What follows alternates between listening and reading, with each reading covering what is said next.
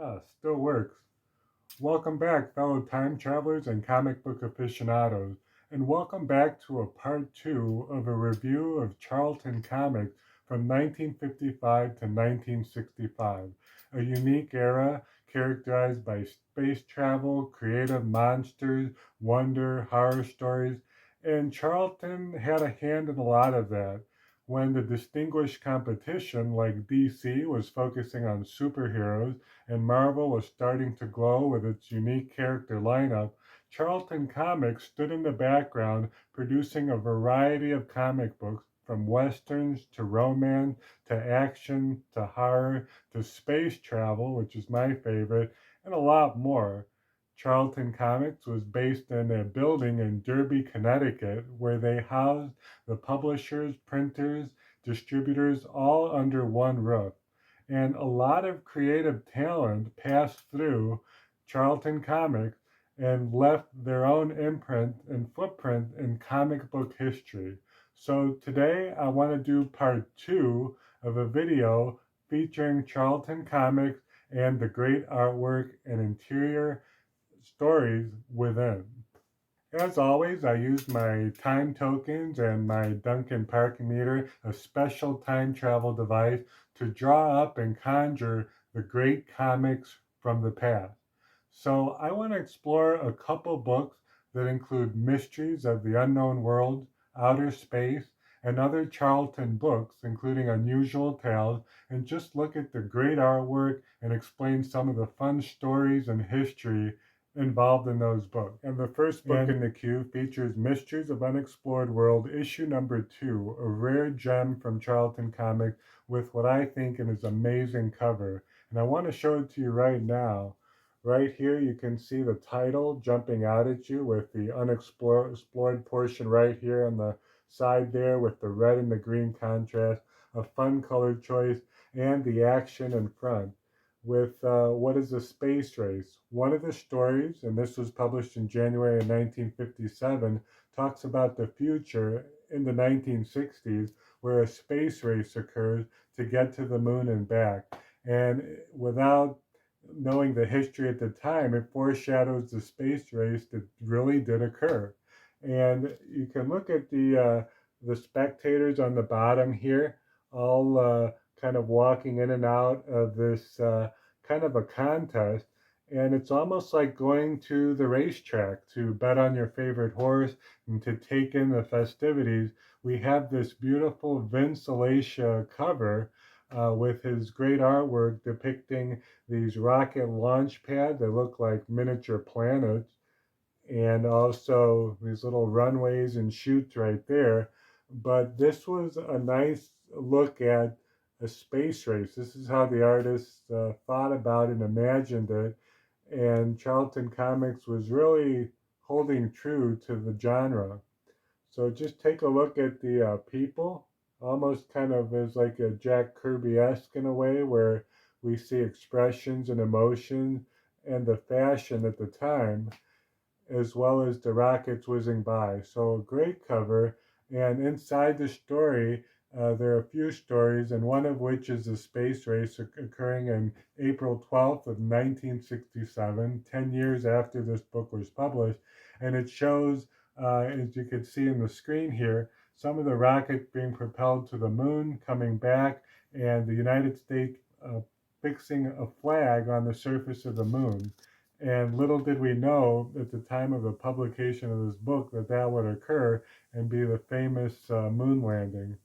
Another story features a criminal by the name of Jack Fry who goes to the dark side of the moon where it's suspected that a lot of hidden and rich treasures are. So the stories are about crime and fun and suspense happening on other planets, and primarily the moon, and the second issue or installation of Unexplored Worlds. Looking at the splash page, you can see here the dark side of the moon with that flying saucer crashing and letting our reader know that a thrill is going to come. We can also see the devious villain with the cigar smoking in front of him, trying to find out where he can get his next riches from. That even includes this great artwork by Bill Molno. Bill Molno is very well known for producing a lot of artwork, sometimes not the best quality because it was so mass produced. And he also had a high page rate. He was getting more than $14 an hour back at the time to produce this kind of artwork. Some critics hailed Bill Molno's work as kind of run of the mill, literally. Others say it was a step for other inkers to embellish and make great, because Rocco Mastricerio would take some of Bill Molno's work and add more features to it. And just look at the space terrain and that as well. Another story features miniature alien men right there, kind of a neat little imagination, if you will. But I always like turning the pages to the bigger splash page and looking at the titles like this one here with the Grand Canyon disappearing. And these stories were about wonder, about alien intervention, and of course, space travel, which I think was a lot of fun and done really well in the Charlton era in the 1950s and 60s. Even a story was written inside here so that the Postal Service can qualify these comic books for bulk rate if they had a two-page story. So in the middle of the cartoons and the pictures, we have a story, and then another splash page right there of a yodeler and such. And it's just neat. I just wanted to start off with this cover, which is a really neat space science fiction beauty. In this second book, it's issue number 13, and it's a lucky one of Mysteries of Unexplored World, and it features a really nice cover title right there, and a lot going on this cover. Another Vince Alascia cover, also the interior artwork by both Alascia and Bill Molno, including Sal Trapani, who was also related and worked with the Charlton writers and artists.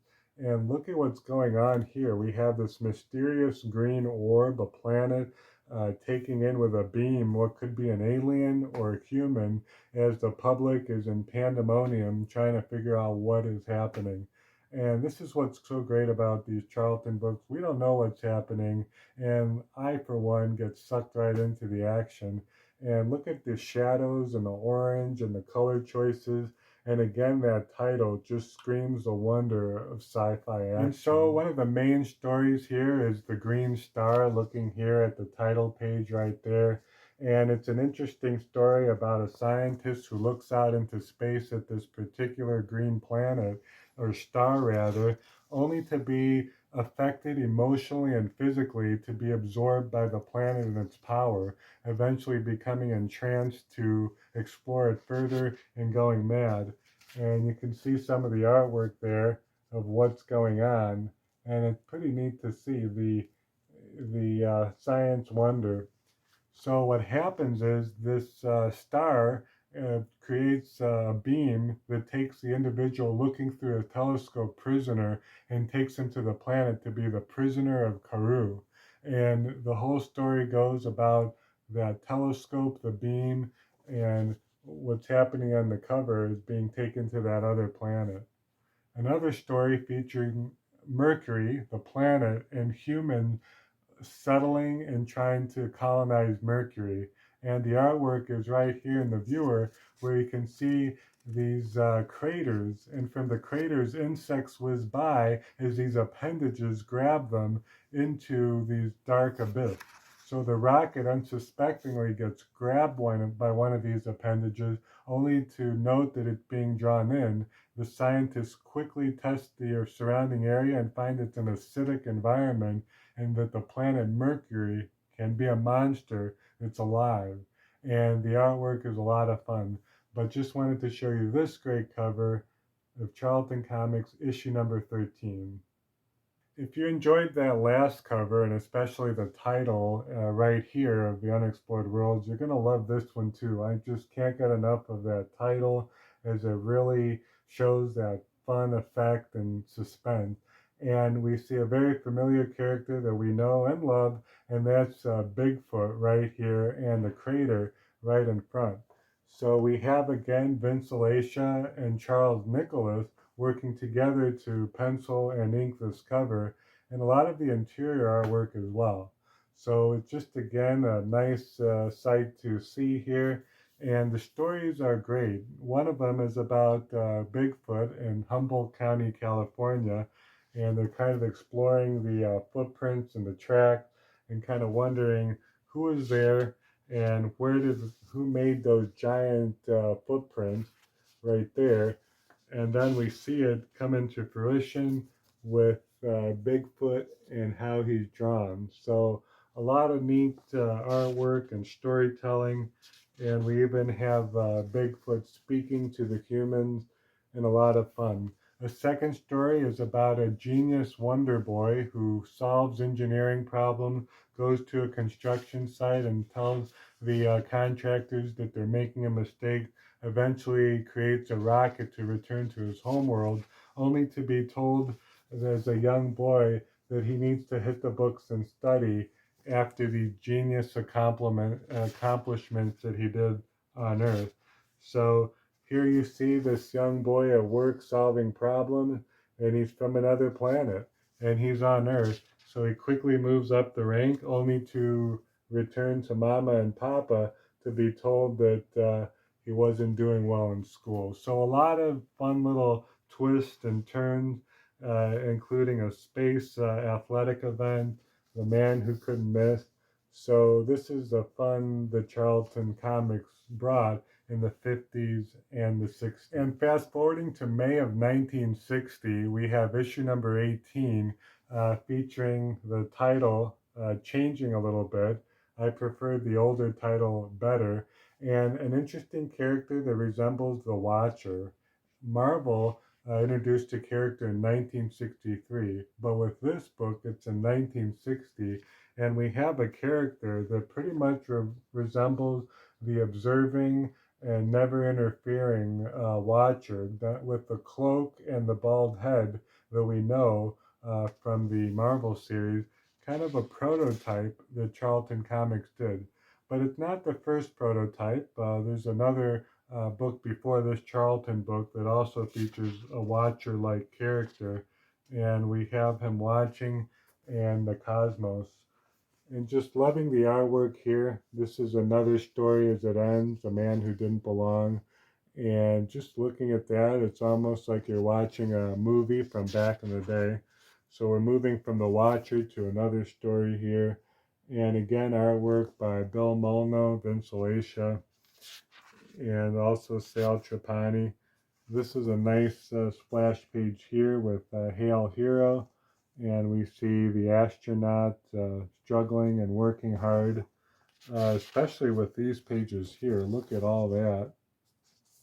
Not even going to begin to describe everything, but you can see there's tension and then travel alike.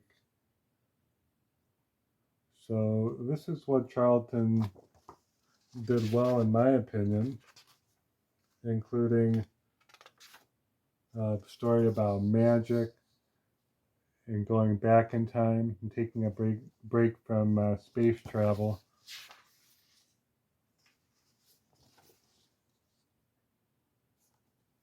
The title entering more of the Silver Age, and the stories taking on this type of format. In September of 1960, we have issue number 20 with this cover right there, and we have a rocket ship and a space monster, two of which are just really fun at the time. And just looking at the first page, just as I open the book, you can see the tentacles and the action of these hovering space creatures over this crater-like terrain, and some of the people talking. Bill Molno did most of the penciling, and Vince Alascia inked it a little bit more. But look at the gadgetry and machines over there. As a scientist, there's always that going on. The humming and the working of the machine there looks like a time travel device, and after all, this is time travel comic. So I was bound to see some interesting inventions there. But you can see them warping away and finding themselves in like a checkerboard matrix before they land where they're supposed to. And there they are with dinosaurs. So just enjoying the artwork here, just letting you see what it looks like, not giving away too much of the story. And sometimes I find myself just looking at the art and then catching up with the story later. And we have another story as well, the man with the hairy glove. That's interesting. And just loving the shade work and the artwork there. So another great issue is issue number 28 from January of 1962 right here.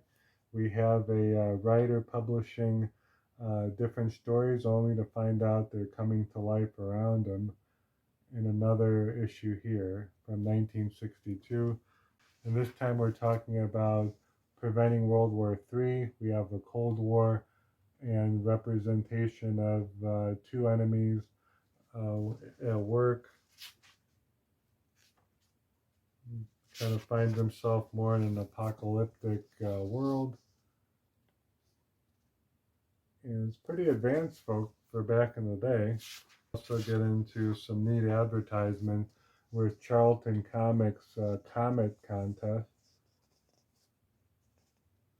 So we have an ad for that to take part in there. So imagine filling that out and trying to win some prizes. Maybe a shuttle to space. Maybe happened with the Tesla space program. And just like on the cover, the story continues on the inside right here with some neat artwork with an author typing away at the typewriter and writing what he knows about. He's a fantasy science fiction writer, and before he knows it, what happened, what he knows comes to life. We can see aliens looking from a distance, kind of following him here. He, knowing what happened, is kind of inspecting the area. And look at the pages here. There's just a lot of imagination, renderings of spaceships and aliens, and the old saying, write what you know, and kind of getting over writer's block. This writer creates one of his best stories yet. And just like in these books, we have one great story after another. In Charlton Comics, which wasn't really known as the most popular and distinguished, sometimes thrilling us with some fun stories here. And now we're getting into 1964 and 1965. We've been looking at Mysteries of Unexplored Worlds, and we have a couple titles now featuring the artwork of Dick Giordano. And Dick Giordano came along to Charlton Comics after the editor, Pat Massuli, was interested in his talent and work ethic and decided to give Dick Giordano his first salary.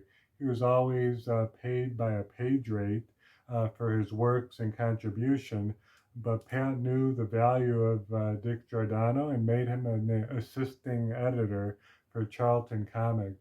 And he got right to work with some great covers here, with this one there about a dream world and kind of getting caught up in that. Of course, it's science fiction, and some of these creative monster stories here. This is issue number 45 and issue number 43. So kind of coming to the close of this title before it transfers over to a hero series featuring Vulcan, who's more like a gladiator type fighter. But the mysteries and suspense are now starting to come to an end. But Dick Giordano had a last hurrah with this, and eventually was one of the best contributors that put Charlton Comics a little bit more on the map, as it was up against a lot of stiff competition from DC and Marvel. As I mentioned before, Charlton always had a variety of different comics, from war stories to romance to The Timid Ghost to Atomic Mouse, a lot of cartoon series, comics, gags, and even song lists. And like we have the Billboard music, they had a hit parade publication as well, all under one roof in Derby, Connecticut. And Dick Giordano kind of added more to the delight and just added even his own artistic contribution. And these two books are one of those that also has it. I do want to show you a couple more books featuring outer space and one of my favorite covers, and that's also a Dick Giordano cover right there, looking out into the window and seeing a giant head. I did feature this book in another one of my videos, From Perspectives Out into Space. As you know, I'm a big fan of the space genre, and just look at the detail and coloration of Giordano's work. And we also have Steve Ditko. So a lot of great talents from even Gene Colan, who worked with Marvel on Daredevil, as you may know, and also Iron Man. Gene Colan, Dick Giordano, Steve Ditko, all dabbled and was a part of Charlton coming and going. And this, like no other, that signature style with the spaceship there of Steve Ditko and U.S. astronauts being held hostage. So why don't we take a look at this book real quick to see the inside, as we'll see more of Steve Ditko's artwork. Move aside Spider-Man, move aside some of Doctor Strange, and let's look at some of this artwork here. Bill Molno has the story there with the rocket ship. We're seeing some advertisements and more prizes that Charlton have to offer, and a little bit more. The rocket afterburners, the delight there. What I do want to find is some of Steve Ditko's work. This actually happens to be more of Bill Molno. Look at the back of the automobile, the fins, probably a Bel Air or maybe something different. But here we have Steve Ditko with the signature eyebrows and facial expressions that we know, taking part in more of a government slash alien takeover, even including an orb-like flying saucer, and even some more right there. Let's turn the page. Ooh, this is a really nice splash page right there. The Mighty Tomb.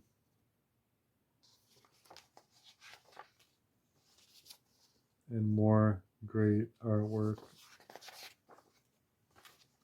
So Steve Ditko, Dick Giordano, we have a lot to thank, as Giordano was editor, and we have the signature there of Steve Ditko. Let's look and see if we have a little more time on our time machine to see what we have. And I just want to explore a few more books, 3 or 4, with Unusual Tales by Charlton Comics, yet another title featuring sci-fi and just strange stories. And I'm going to start out in no particular order, issue number 41, and we have here from September of 1963. And just another great cover. Dick Giordano by now is the editor, and he's making sure that there's some more quality in these books. Also, this book right here, we have a nice Vince Alascia cover. Sometimes Vince Alascia is Nicholas Alascia, because the artist Charles Nicholas and Vince worked together and they actually put parts of their name in one. So not to be fooled that they're two different people. Vince Alascia and Nick Alascia are basically a combo. And right here we have this dragon-like cover, and Charlton is known for a series called Reptilicus, based off of a movie, much like Gorgo, another creature that's more of a reptilian beast. And we have the fun and the colors. I just like the shadows and the creativity that they use by using the oranges and the yellows in this great cover and the great title artwork right there. Another book that we have is more of a hunter and a saber-toothed tiger. Unusual Tales right there. And you can see him investigating the footprint, just like we saw with Bigfoot. And this is from June of 1961, issue number 28 of Unusual Tales. And why not follow that up with another unusual tales right here with a game of chess and different people of different occupations. So it's just kind of neat to see what Charlton was doing. Let's maybe take a look at some pictures from within here as these are now 12 cents and we're heading into the silver age of Charlton Comics.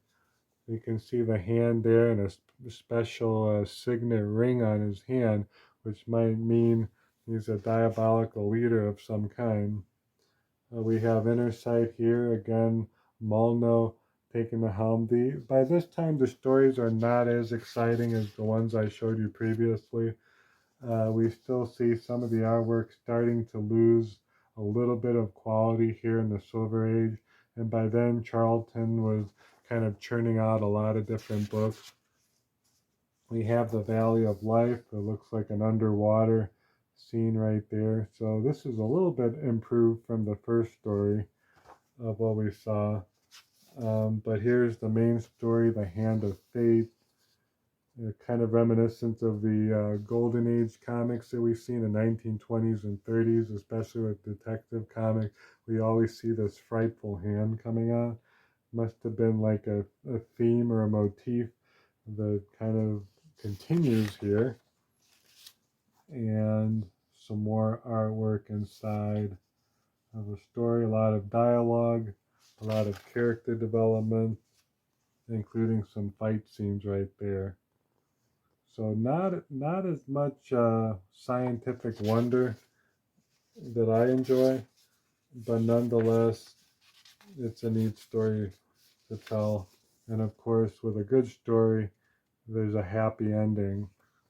And Charlton Comics was a happy time for some with the great books that they produce. Some hit or miss, but some were definitely a hit. Oh no, it looks like our time has expired. Our time tokens have run out. But it was a joy to see this particular comic book company, Charlton, producing books and taking a look at part two of books from 1955 to 1965. Not meant to be all inclusive, there are a lot of other great titles as well, but Unusual Tales, Mysteries of Unexplored World, also Outer Space and Space Adventures, another series that I did not show, but will show in the future using my trusty time machine, all gave a great start and a lot of great artist visitors came along. So looking at these books, we see this is how they would appear in the newsstand, just as these would right here. It's just great to see some of these up close and what they had to offer. These two are my favorite, just loving the artwork, loving the space theme, and also Unusual Tales. So great book. Thank you again for watching as we explore comic books from the past, and be well, and we'll see you in the next episode soon.